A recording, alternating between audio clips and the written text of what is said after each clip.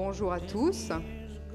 Donc on n'était pas tout à fait sûr du processus et alors du coup on était en train d'attendre un petit peu s'il y avait quelqu'un qui nous donnait un feu vert. Apparemment il est préférable de ne pas attendre de feu vert et de commencer directement la plénière de l'après-midi. Donc bienvenue à tous. Je suis Claire Roumet, je suis la directrice d'Energy Cities, un partenaire historique des Assises. C'est un lieu qu'on aime beaucoup. Et cet après-midi, on va discuter pendant une petite heure d'une initiative européenne qui s'appelle la mission Ville neutre en climat 2030, avec deux de ces villes qui sont 9 en France, qui ont pris le défi justement de se donner une ambition très très grande de planification climatique pour essayer d'atteindre au plus vite la neutralité climatique dans la ville et donc être de mieux en mieux adapté, comme on peut le voir aussi, aux fortes chaleurs et aux difficultés climatiques qui nous attendent. Et du coup, je vais inviter les trois panélistes qui seront avec moi pour cette petite heure de discussion.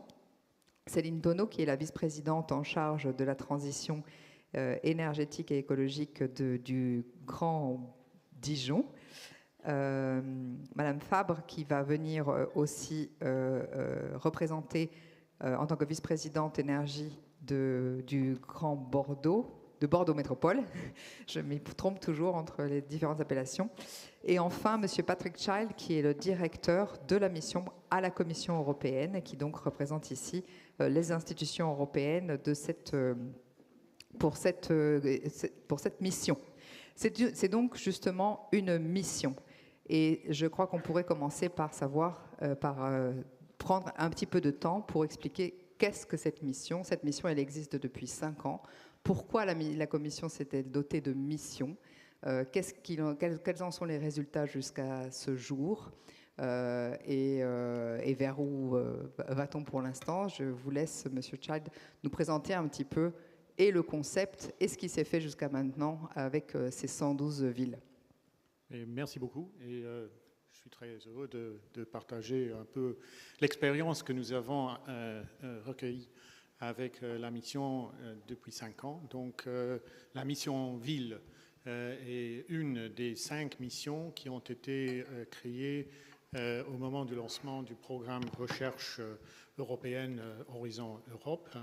Donc, c'est une mission qui vise à soutenir 100 villes dans tous les États membres de l'Union européenne à devenir climatiquement neutres à l'horizon de 2030. Ça, c'est le premier objectif.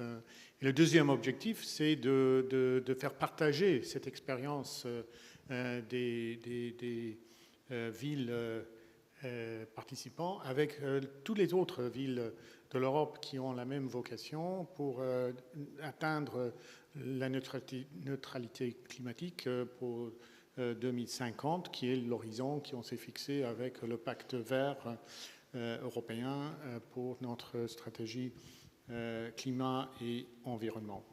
Donc, c'est quoi la mission ? Donc, nous avons mis en place tout un réseau d'organismes qui ont l'expérience de travailler sur les programmes climat et environnement dans les villes pour accompagner les villes participants à préparer des stratégies pour permettre d'accélérer le mouvement vers la neutralité climatique et donc ce qu'on appelle les Climate City Contracts, les contrats ville-climat. Et nous avons maintenant, après ces 4-5 ans d'expérience, plus que 100 villes un peu partout qui ont réalisé, préparé ces contrats, donc avec l'ambition qui fixe le grand niveau de ce qu'ils attendent de faire avec leur stratégie climatique, mais aussi un programme très détaillé de mesures, que ce soit la transition énergétique, les transports en public, le chauffement, le refroidissement des bâtiments, la modernisation de tout ce qui est système énergie, et un plan de financement, donc une stratégie de financement où on va trouver l'argent nécessaire pour réaliser ces projets très ambitieux ambitieux, sachant que ça va demander un mélange d'argent propre de la ville, national, européen, mais aussi, dans une grande mesure, aussi du secteur privé. Et donc, ce qu'on essaye de faire avec les villes, c'est de préparer des projets, des stratégies avec suffisamment d'éléments concrets dedans pour les rendre attractifs pour les investisseurs potentiels et pour les rendre donc réussis dans les appels d'offres aussi que nous faisons pour les crédits publics. Donc jusque-là, je trouve que la mission est bien sur sa trajectoire. Évidemment, faire des plans, c'est qu'un premier pas. Il faut aussi accompagner les villes après pour la réalisation de ces stratégies qui sont souvent extrêmement ambitieuses et ce qu'on essaie de faire. Voilà. Merci beaucoup. Donc ça, c'est effectivement le cadre dans lequel vous opérez. Et donc Dijon et Bordeaux se sont lancés dans cette aventure. Et je crois, Madame Tonneau, qu'à Dijon, ça a un petit peu eu des effets spécifiques aussi sur la façon de travailler. Enfin, vous venez d'arriver comme nouvel élu et à cette fonction, pas nouvel élu en absolu, mais et qu'est-ce qui vous a surpris?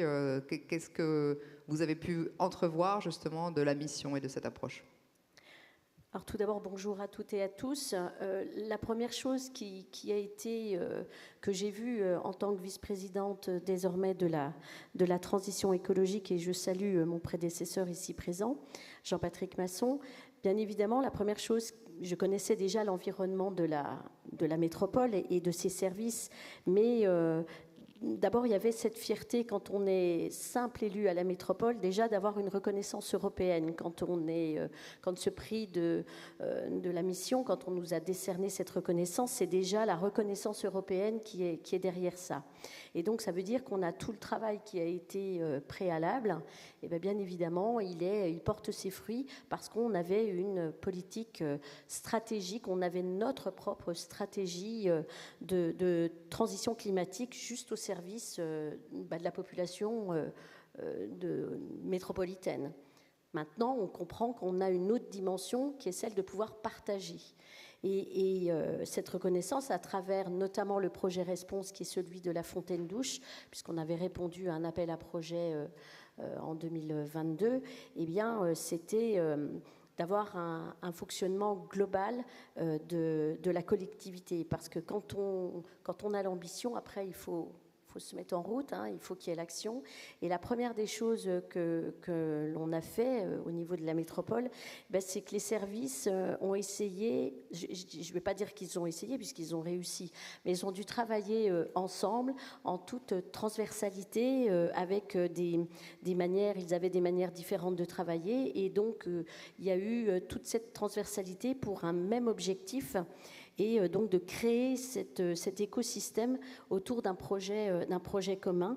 Il fallait donc orchestrer tout ça. Et la première chose qu'a fait le président de la métropole, François Rebsamen, c'est de créer une direction générale déléguée à la transition climatique. Ça, c'est donc un grand atout pour Dijon Métropole. Et puis là, on se situe au niveau des services. Mais au niveau des élus, il a fallu, nous aussi, qu'on puisse s'emparer des choses. On avait nos différentes délégations. Et là aussi, avec cette direction générale, on a constitué un groupe référent élus parce que justement, on a dans nos délégations, elles ont toutes un impact sur le climat et il fallait bien évidemment qu'on puisse aller dans le même train que celui des services. Il fallait tous qu'on soit ensemble. Donc c'est vraiment une transition climatique une transition des services, j'allais dire, qui est en plus de celle climatique. Et on a ajouté aussi dans notre plan climat tout un volet, c'est ce qui nous a permis d'ajouter tout un volet biodiversité et alimentation pour pouvoir aller plus loin dans la transition. Ça, c'est C'est un peu la première chose qu'on peut dire. Et puis, surtout, il y a des choses dont on parle moins, mais c'est que ça a une incidence sur la métropole même et sur son mode de fonctionnement, parce qu'avec le projet Response, nous avons nos charges de fonctionnement, on prend en compte nos charges de fonctionnement propres, puisqu'on est sur un territoire à énergie positive, on crée notre électricité et c'est pour nos bâtiments. Et j'allais dire, c'est le cercle vertueux et on maîtrise, non seulement on maîtrise la production d'énergie, et donc, par voie de conséquence, on maîtrise aussi nos charges de fonctionnement de la collectivité. Et ça, c'est intéressant, bien évidemment, de l'aspect finance. Et puis, si on parle de finance, parfois, la collectivité ne peut pas tout faire. Et aujourd'hui, on s'est lancé dans une nouvelle gouvernance avec une gouvernance publique-privée en créant une SEM Énergie, avec laquelle on va pouvoir enclencher d'autres projets, mais des projets de production d'énergie à l'échelle de tout le territoire, au-delà même du territoire métropolitain. Voilà ce que je pouvais dire, en tout cas, sur les premiers bénéfices, mais qui sont de grands bénéfices. Voilà. Merci. Donc ça, c'est effectivement très positif. Donc sur Bordeaux, Madame Fabre, comment est-ce que vous, quand vous êtes arrivée, qu'est-ce que vous avez pu voir de la mission ou entrevoir de la mission, parce que c'est vraiment encore très nouveau, mais en particulier justement sur cette question que vient de soulever Madame Tonneau, sur les partenariats qu'on peut avoir les entreprises, la mobilisation des entreprises, parce que ça, c'est vraiment un angle très important de l'approche mission. L'approche mission, ça veut dire tout le monde se met ensemble pour un objectif commun, mais c'est pas du tout chaque type d'acteur fait une action toute seule. Oui, bonjour à tous. Effectivement, donc moi je suis également nouvellement arrivée à la vice-présidence de la métropole sur ces questions.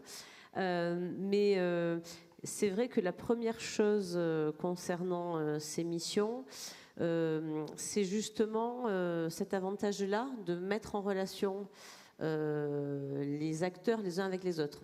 Donc ça peut être des acteurs territoriaux, des acteurs du territoire, comme vous le dites, et c'est vrai que évidemment, à Bordeaux non plus, nous ne partions pas de rien, nous avions un plan climat, mais cette mission, elle a vraiment permis d'accélérer justement la construction de ce plan climat, de ce contrat ville-climat, en intégrant justement les acteurs privés ou parapublics qui travaillent autour de nous. Donc ça peut être par exemple le CHU de Bordeaux, qui est le plus gros employeur de la ville, ça peut être Enedis, ça peut être l'université. Et donc, vraiment, un des grands avantages, c'est d'arriver à mettre tout le monde autour de la table pour travailler ensemble à un projet commun partagé pour accélérer justement cette transition. Alors ça, c'est le premier avantage qu'on voit de suite. À travers cette mission, il y a eu aussi la possibilité d'avoir des financements pour faire des recherches conjointes avec l'université, justement, sur des façons, là aussi, de pouvoir, comment dire, emporter avec nous finalement l'engagement des habitants, très important aussi quand on parle de transformation, et puis un certain nombre de projets qu'on pourra travailler justement à travers ce volet recherche. Nous étions tout à l'heure en lien entre les élus des différentes villes. Ça aussi, c'est un gros avantage de cette mission, c'est qu'on peut, entre élus de villes à la fois de taille semblable, mais à la fois toujours très différentes, puisque sur les questions climatiques, on est quand même très dépendant d'un territoire, d'un contexte, de ses ressources, de ses contraintes. Et donc, c'est très intéressant d'échanger, de voir comment chacun met en place justement des projets, étant donné le territoire dans lequel il est assis, j'allais dire, mais dans lequel il est ancré, et qu'on puisse travailler ensemble à nos enjeux communs, et en voyant justement les différentes réponses qu'on trouve à y apporter. Donc on parlait tout à l'heure, par exemple, de travailler ensemble à la mise en place de réseaux de rafraîchissement. C'est vrai qu'on est en plein dans ces sujets-là. Là, aujourd'hui, ça parle à tout le monde. Donc c'est peut-être qu'on a eu un petit biais contextuel de ces journées dans le choix du thème. Et on a envisagé aussi d'autres thèmes pour partager nos observatoires, par exemple. Enfin, voilà, on a envisagé un certain nombre de collaborations qui vont être essentielles. Et puis au niveau français, mais bien sûr aussi au niveau européen, puisque là aussi, c'est un des enjeux de cette mission, c'est aussi d'avoir des regards entre villes de différents pays, et là aussi de pouvoir aussi parfois comparer nos approches. Vous parliez tout à l'heure de réglementaire, etc. C'est aussi important de voir les différences qu'il peut y avoir entre nous. Et puis, ensuite, je l'ai un peu dit tout à l'heure, mais c'est aussi des questions d'accès à des financements. Et donc là, c'est peut-être une transition vers les questions qui nous attendent. Mais tout à fait, effectivement, sur le financement, parce que c'était un petit peu, un des axes fondamentaux du travail des villes qui s'engagent dans la mission, c'est justement de décrire un plan d'investissement qui va avec une stratégie locale climatique. Mais du coup, ce plan d'investissement, qu'est-ce qu'on a pu observer? Comment est-ce qu'ils sont finançables, pas finançables? Quels sont les obstacles aujourd'hui? Puisque maintenant, on a une idée assez complète justement des besoins concrets financiers des 112 villes qui font partie de la mission. Que peut faire la Commission pour nous y aider? Oui, effectivement. Et d'abord, si je peux commenter les deux exemples, parce que je pense effectivement, un des avantages de la mission, c'est d'abord d'innover dans la gouvernance à l'intérieur des municipalités, comment les différents départements travaillent ensemble, mais surtout aussi comment les villes travaillent avec les citoyens et les autres acteurs de la ville. Je pense, nous avons même des villes qui ont un partenariat signataire de leur contrat avec l'opéra ou le club de foot, et ça mobilise aussi beaucoup la population autour de l'objectif. Et l'exemple du projet Response dont on a entendu parler, si j'ai bien compris, il y a une ville, Turku, en Finlande, qui est copilote du projet, et vous travaillez ensemble avec différentes villes. Et pour moi, c'est vraiment une valeur ajoutée de la mission. Nous avons eu, il y a quelques semaines, à Turin, notre conférence annuelle pour la mission, et là, on avait 700, 800 personnes de toutes les villes participants et d'autres encore. Et c'était vraiment inspirant de voir comment les gens voulaient travailler ensemble justement pour apprendre et tirer les avantages des uns des autres. Maintenant, pour la question de financement qui avait vraiment au cœur du débat, il n'y a jamais assez d'argent, hein, on est bien conscient. Mais plus qu'on travaille avec et au début, quand on travaillait la mission, c'était toujours c'est la Commission européenne, donc forcément vous venez avec de l'argent, hein, et on s'attend de ça de vous. Mais en travaillant avec les villes sur les stratégies d'investissement, on s'est rendu compte que souvent c'est une question de maturité et d'état d'avancement des projets. Et si vous avez vraiment un bon projet qui est intéressant sur le plan commercial, vous trouvez des investisseurs. Donc j'ai vu, en voyageant un peu dans différentes villes, plein d'exemples très, très parlants. Je cite un, qui est un projet d'énergie géothermique à La Haye. Et c'était un partenariat entre la municipalité, une compagnie d'énergie et des consommateurs d'énergie à long terme qui tous se sont inscrits autour d'un objectif d'exploiter cette nouvelle source d'énergie géothermique, donc de la Terre. Mais ça n'aurait pas fonctionné sans mettre tout le monde ensemble autour d'un projet qui était vraiment du concret, hein, quelque chose de solide qui était immédiatement attractif pour les investisseurs. Je pense aussi que ce qu'on peut essayer de faire, nous avons mis en place ce qu'on appelle le Capital Hub, donc un groupe de spécialistes en financement pour aider les municipalités à trouver des approches nouvelles de financement, de comment mettre ensemble de l'argent privé, public, national, européen, et de bénéficier un peu d'expériences d'un peu partout en Europe. Et ce dont on se rend compte, c'est que le contexte juridique dans les États membres est parfois très différent, et surtout dans les questions de financement. Je cite encore le cas du Finlande. En Finlande, ils n'ont pas de problème d'argent parce qu'il y a une institution spécifique, une espèce de banque publique qui est créée pour soutenir les villes dans leurs investissements. Donc pour eux, ils ne cherchent pas de l'argent de chez nous. Mais dans d'autres pays, les municipalités n'ont pas le droit d'emprunter de l'argent. Et donc, eux, ils sont dans un contexte très différent. Et là encore, je pense que le dialogue qu'on peut avoir autour des objectifs de la mission, et en s'engageant aussi avec les gouvernements nationaux, ce qu'on peut faire, ça permet d'identifier des nouvelles solutions, des nouvelles approches qui sont au bénéfice de tout le monde, finalement. Merci. À Dijon, Madame Tonneau, comment se concrétisent justement les financements européens sur le territoire? Comment est-ce que l'Europe peut se concrétiser, oui, justement, pour les citoyens européens? Et qu'adviendrait-il s'il y avait beaucoup moins de financement? Alors oui, d'abord, je vous en prie si vous voulez compléter. S'il n'y avait pas eu de fonds européens, Response à Dijon ne serait pas ce qui serait aujourd'hui. Donc déjà, c'est la première chose. Et on ne fait pas un territoire à énergie positive seul. Ce n'est pas possible. On a des partenariats et le premier des partenaires, évidemment, là, en l'occurrence, c'est l'Europe et on ne peut que la remercier. Mais ces aides-là, elles viennent parce qu'il y a un moment, l'Europe, les États ont décidé, à travers la COP21, de pouvoir financer des politiques publiques. Donc il faut continuer, à mon sens, il faut poursuivre ces financements dans la transition.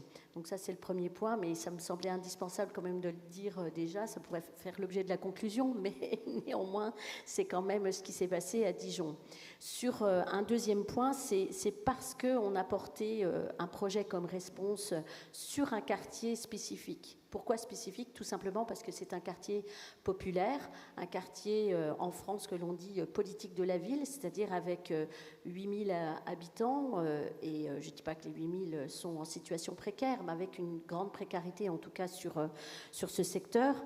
Et bien évidemment, l'approche là européenne, elle devient quasi individuelle.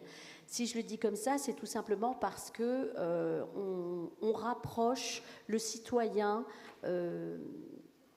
même précaire, de l'Europe. L'idée de l'Europe, elle est tellement bafouée aujourd'hui, il y a tellement de défiance vis-à-vis de cette grande entité, et je crois que c'est quasiment c'est important que le citoyen puisse comprendre que si aujourd'hui il a dans ses charges beaucoup moins de charges en termes de chauffage, en termes de charges qui sont liées à son logement, mais c'est grâce à l'Europe. Et ça, c'est important qu'on puisse le dire, parce que on peut dire que sous le prisme de la transition écologique, ça devient un levier pour nos démocraties. Je pense que c'est important de le dire avec ce qu'on entend aujourd'hui, puisqu'il y a une bataille culturelle, avec d'un côté ceux qui... avec la montée du populisme pour qui l'écologie est une crainte, d'autres qui sont des plus jeunes générations qui ont envie, elles, de faire les choses parce que justement on a des problématiques de personnes qui meurent, on a des problématiques d'avoir des réfugiés climatiques, et ça, la jeunesse en est bien consciente, et il faut que notre génération ne fait pas les choses, ça va être un petit peu compliqué. On est peut-être un peu la dernière génération à pouvoir faire les choses au niveau de la transition climatique. Et donc, il y a un rôle totalement accru pour l'Union européenne. Monsieur Child, vous vouliez intervenir. Quelles seront les priorités qui vont venir dans le prochain cadre pluriannuel de financement, puisque c'est comme ça qu'il s'appelle? Tous les 7 ans, on a un nouveau cadre qui fixe comment est-ce qu'on dépense le budget européen, et c'est quelque chose qui est en discussion maintenant. Est-ce que vous pouvez nous en dire un peu plus?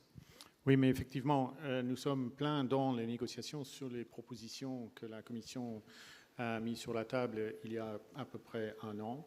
Et les débats entre nos chefs d'État et de gouvernement commencent à devenir plus sérieux. Il y a un objectif, si possible, de terminer ces négociations pour la fin de cette année, pour nous donner suffisamment de temps l'année prochaine de se préparer pour la mise en œuvre des nouveaux programmes qui vont couvrir la période après 2028. L'idée que la Commission s'est donnée pour inspirer ce nouveau paquet de financement, c'est d'aligner beaucoup plus sur la stratégie politique, que ce soit au niveau européen, donc avec nos objectifs de compétitivité, de positionnement dans un monde géopolitique qui devient de plus en plus compliqué, mais aussi au niveau national de lier les financements régionaux que nous octroyons plus directement sur les plans nationaux de politique d'action. Et là, nous sommes en train. Donc, il y a un grand pôle du budget qui est sur les partenariats nationaux, qu'on va gérer conjointement avec les gouvernements, avec, je l'espère, l'implication aussi des autres niveaux de gouvernement, donc les villes, les territoires, comme c'est le cas aujourd'hui avec les fonds régionaux. Il y a un deuxième grand fonds qui s'appelle compétitivité, qui serait d'accompagner notre stratégie de décarbonisation de l'industrie et de compétitivité. Et un troisième pôle qui est les aides que nous donnons aux pays tiers, donc que ce soit pour l'élargissement par exemple, ou pour les pays en voie de développement. Donc ça, c'est la grande structure, mais nous sommes vraiment dans la discussion actuellement. Donc j'espère que d'ici la fin de l'année, les choses seront un peu plus claires. Très bien, merci. Et pour peut-être justement éclairer les débats qui font rage actuellement entre institutions européennes, de quoi a-t-on vraiment besoin au niveau local dans ce prochain financement? Qu'est-ce qu'il manque comme financement de façon très cruciale à Bordeaux, par exemple? Alors c'est sûr qu'on a besoin de financement de l'Union européenne, hein. Par le passé, certains financements, alors pas forcément au sein de la mission, mais au sein d'autres financements, on a pu aller chercher des financements à Bordeaux pour financer des réseaux de chaleur à travers un programme qui était autour de 2,5 millions d'euros et qui nous a bien aidés. On a pu également trouver des financements sur des projets de sauvegarde et de régénération de la biodiversité aussi, à travers le programme LIFE, là aussi, qui était très structurant. Donc c'est sûr que le fait que les villes et les intercommunalités puissent avoir accès direct et avoir un accès vraiment en circuit court, que j'allais dire, aux fonds structurels, aux fonds de cohésion ou à d'autres programmes, nous paraît absolument essentiel. Et c'est vrai que la transformation écologique de nos territoires nécessite énormément de fonds et que l'aide et la contribution de l'Europe à ces fonds est absolument cruciale. Donc nous, ce qu'on espère évidemment, c'est qu'au travers de ce prochain programme pluriannuel, il puisse y avoir, de la même façon que ça existait par le passé, cet accès direct, ou en tout cas ce poids décisionnaire des villes et des intercommunalités, et qu'on puisse, que ce soit explicité, c'est-à-dire qu'aujourd'hui on a un petit peu d'incertitude autour de ça, et vous disiez que c'était encore d'ailleurs en discussion, mais que effectivement dans le cadre de ces PPNR qui lient les régions aux stratégies nationales, que les stratégies des intercommunalités puissent vraiment être prises en charge et prises en considération de façon prévue et explicite. Donc ça, c'est le premier point. Le deuxième point sur lequel on peut se poser des questions quand on voit, par exemple, ce qui s'est passé en Hongrie avec un gouvernement qui n'était pas forcément dans les clous des valeurs européennes, notamment concernant la gestion des finances publiques, qui pouvait poser question. C'est comment est-ce que les villes peuvent être protégées quelque part lorsqu'un État ne joue pas le jeu européen, et comment est-ce que la ville peut, elle, garder sa capacité d'action en matière de transition écologique. Et c'est vrai que c'est un sujet qui peut paraître, dans ces temps politiques incertains, important aussi pour que les transformations puissent continuer à se faire. Et puis, je ne sais pas si j'ai répondu à la question, mais globalement, voilà. Donc, on a toute une série de transformations, effectivement, en cours et à venir. Et donc, voilà, nous espérons pouvoir avoir les mêmes instruments directs que nous avions par le passé avec ces nouvelles organisations budgétaires européennes. Tout à fait, effectivement, maintenant vous êtes déjà, enfin c'est comme la transition au niveau des villes-missions, c'est comme un train qui est déjà sur les rails et donc il faut surtout justement pas forcément l'arrêter mais bien continuer à mettre de l'énergie à l'intérieur pour qu'on puisse continuer à avancer. Madame Tonneau, vous partagez un petit peu les inquiétudes qu'il serait possible qu'avec un budget tel qu'il a été dessiné, il y ait de vraies difficultés à dialoguer avec le niveau gouvernemental? C'est joliment dit.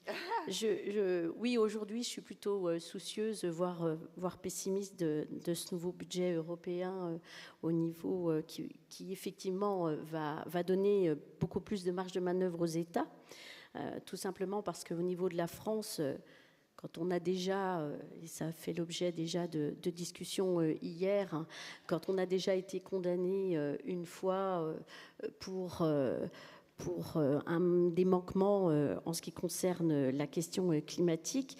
Alors certes, en 2023, on a la justice qui a considéré que l'État français avait adopté quand même ou mis en œuvre des mesures de nature à réparer le préjudice en cause. Mais vous entendez bien le mot « adopter ». Adopter, la mise en œuvre, c'est autre chose. Donc, parfois, elle est légère. Quand je vois qu'aujourd'hui, on fait pour des raisons électorales, politiques, la mise en place de chèques énergie, je suis désolée, mais oui, c'est salvateur pour le pouvoir d'achat des ménages, ça j'entends bien, mais ce sont des chèques à énergie fossiles. Je préférerais qu'on fasse des chèques à énergie plutôt de transition, on va le dire comme ça, puisqu'on a différentes, enfin d'énergie renouvelable en tout cas. Donc c'est aujourd'hui, c'est vrai que c'est les financements qui... ils ont pu démontrer aujourd'hui qu'on était en capacité de le faire, que les collectivités locales sont en capacité de le faire. Donc il faut poursuivre, il faut continuer, il faut aider et on a des impacts aussi sur la justice sociale, comme le répète le président François Rebsamen dans le cadre de Response, et je crois qu'on peut répliquer ce projet dans pas mal de territoires. Donc la solution, elle réside forcément dans la baisse des consommations des énergies. C'est là le levier et il va falloir effectivement qu'on consomme moins et pour consommer moins, mais il va falloir qu'on puisse être aidé parce que tout seul, on n'y arrivera pas. C'est ce qu'on dit tout le temps. Il y a toujours un retour sur investissement. On y arrive collectivement. C'est comme ça qu'on y arrive. Et puis, sans le soutien financier de l'Europe, eh bien, oui, comme je vais le répéter, mais on n'y arrivera pas. Donc, ce qu'il faudrait faire peut-être au niveau de l'Europe, si je peux me permettre, et au niveau de la Commission, c'est de pouvoir avoir des garde-fous, des recommandations au niveau des États. Je vous vois sourire, donc je ne sais pas si je suis sur le bon chemin, mais en tout cas, c'est des choses que j'aimerais bien qu'on puisse mettre en œuvre pour qu'il n'y ait pas de fongibilité entre les financements. Pas trop de fongibilité, en tout cas. Voilà ce que je pense au niveau de ces financements qui moi, me soucie, parce que le contexte financier des collectivités locales, il est très contraint en France aujourd'hui. Je ne sais pas par ailleurs, mais en tout cas en France, il est très contraint et on n'y arrivera pas tout seul. Donc, ne détériorons pas le travail qui a été fait au préalable et de l'image que l'Europe s'est redonnée à redorer son blason en allant jusque dans les foyers. Voilà. Oui, je vous en prie.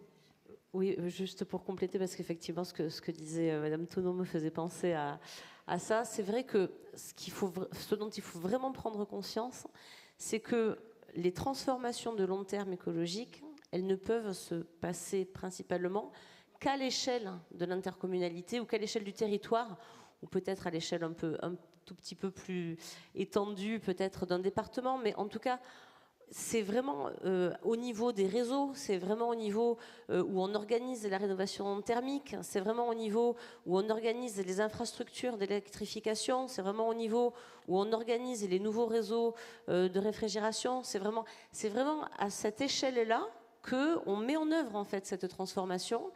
Et donc, cette question de l'articulation de financement européen, de politique nationale, avec une mise en œuvre territoriale et décentralisée au niveau territorial, c'est-à-dire que le territoire a cette décision-là à sa main normalement, c'est essentiel qu'on puisse continuer à respecter cette articulation, parce que la transformation concrète ne peut se passer qu'à ce niveau-là territorial et intercommunal. Donc c'est là où c'est absolument essentiel que les villes et les métropoles et les intercommunalités aient vraiment toute leur place dans ces décisions et dans ces budgets. Et on est bien conscient évidemment qu'il y a des priorités multiples, on va dire. Voilà, la transition écologique est une des priorités essentielles, et on est bien conscient aujourd'hui que dans le contexte international, il y a d'autres priorités qui sont aussi très très fortes en termes de défense et de sécurité. Mais n'oublions pas qu'on a une transformation à effectuer, et que cette transformation, c'est à notre niveau intercommunal qu'elle s'effectue principalement. Merci. Si je vais peut-être vous demander si ça vous va de réagir un petit peu à ces propos. À l'intérieur de la Commission européenne, vous êtes notre représentant, on va dire, c'est-à-dire que vous êtes la représentante des villes. Ici, c'est que des autorités locales. Et donc, est-ce que c'est beaucoup mettre sur vos épaules que d'essayer justement de transformer, ou comment pouvons-nous vous aider à avoir un poids plus important à l'intérieur de votre institution pour s'assurer que justement les villes soient bien plus qu'une partie prenante, codécision dans le futur budget? Oui, mais effectivement, je suis à 100% d'accord. En tant que mission manager et quelqu'un qui travaille beaucoup sur les villes aussi, avec nos programmes de la DG Environnement. Et c'est vrai que le débat pendant ce mandat est beaucoup axé sur la défense, sur l'économie, et le pacte vert a peut-être un profil un peu moins élevé, mais le contexte reste aussi dramatique qu'avant, même plus.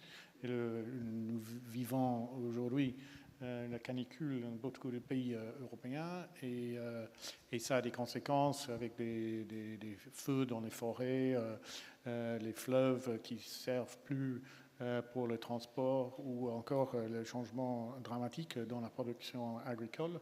Et donc, c'est un sujet qui ne va pas disparaître parce qu'on a d'autres sujets au niveau européen.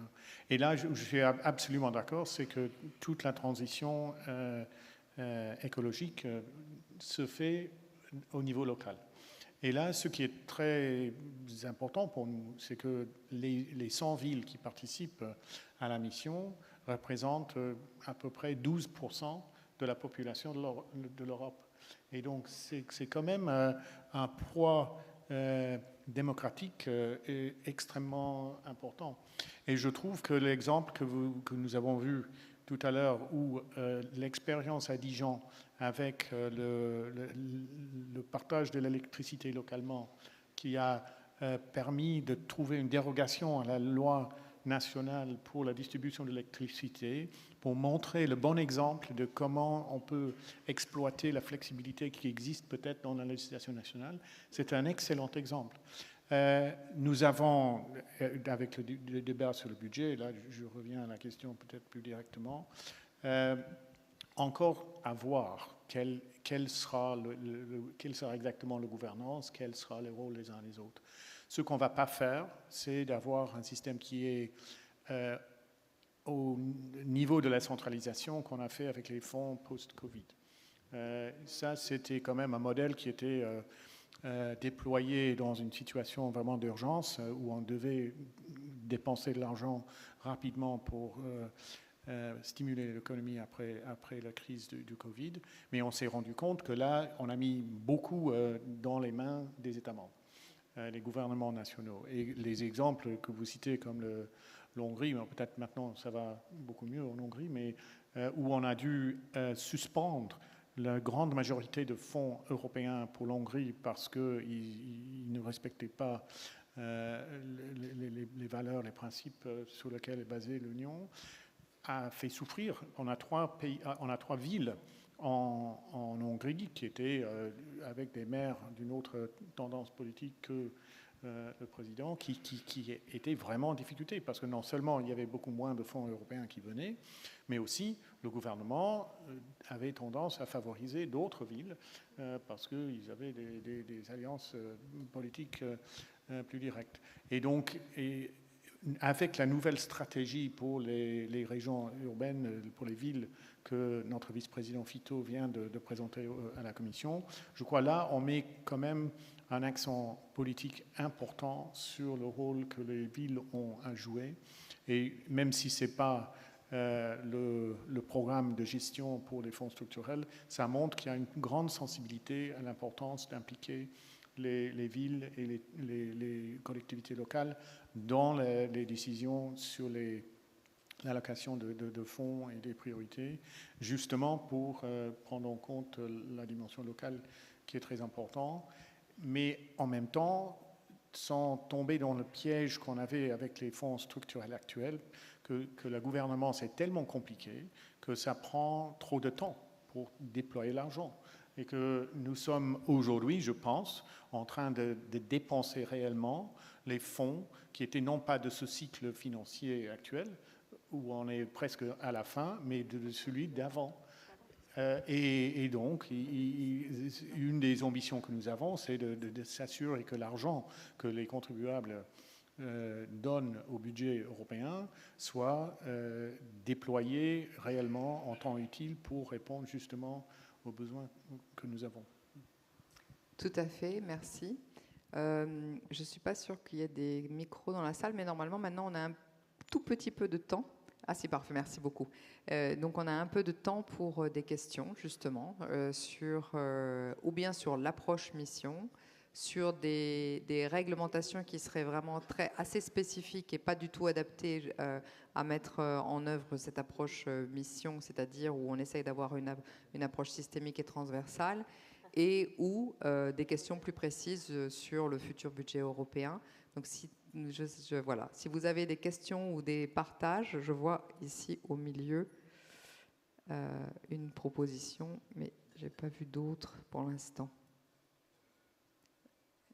Essayez de bien être concis pour qu'on ait le temps de répondre. Merci. Bonjour. Oui, vous avez cité l'exemple de ce réseau-là de 100 villes.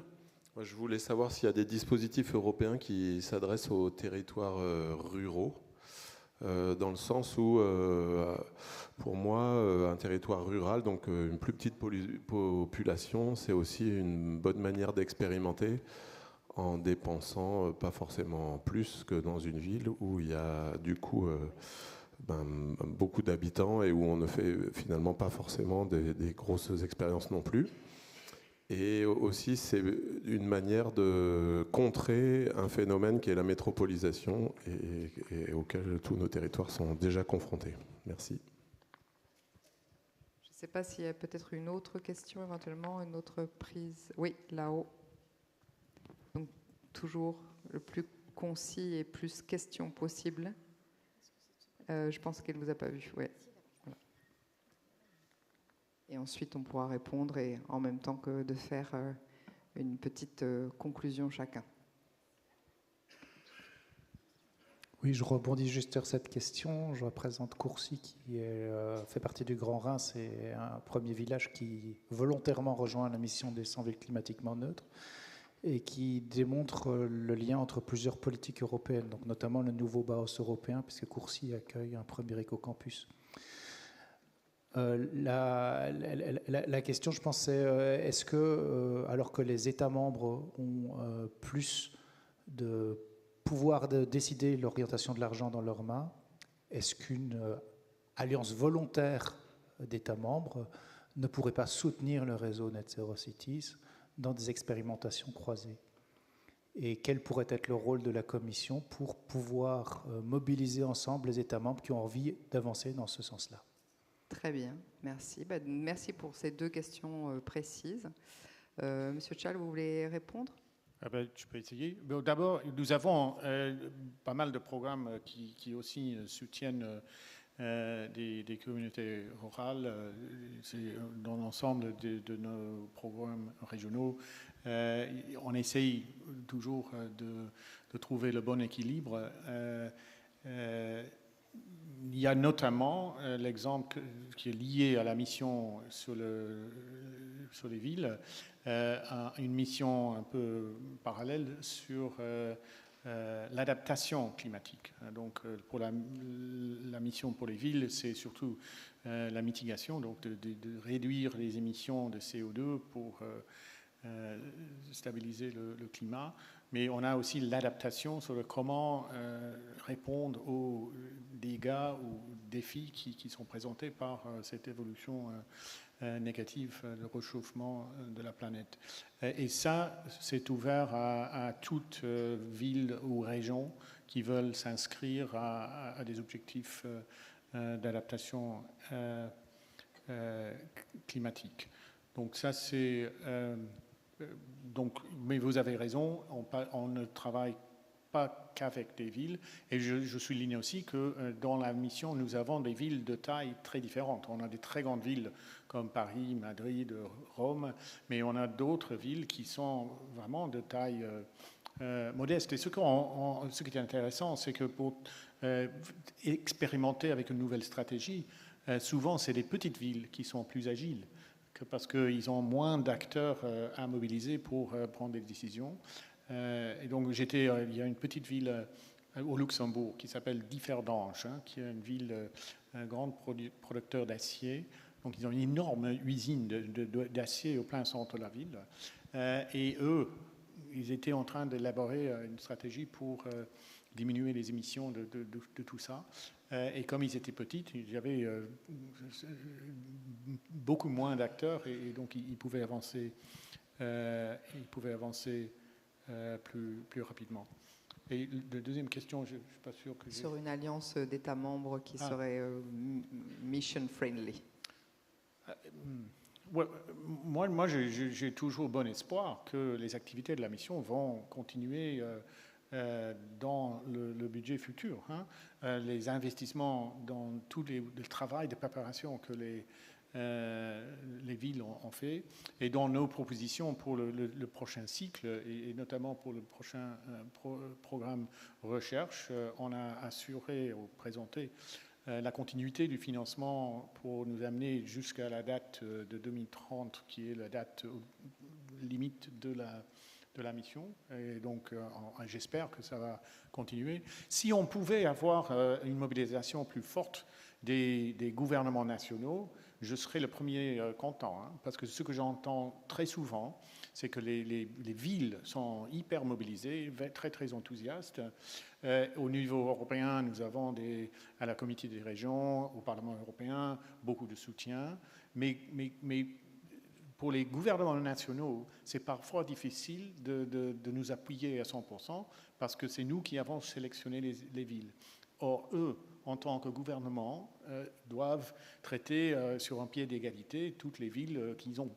Et ça, c'est un débat qui n'est pas toujours facile. Mais c'est là où l'exemple que nous avons entendu sur l'exemple de Dijon a incité un changement de politique nationale est très parlant pour moi. Merci. Peut-être un petit mot pour clôturer cette session. Je ne sais pas si vous travaillez dans les 2 métropoles que vous représentez aussi avec les communes alentours.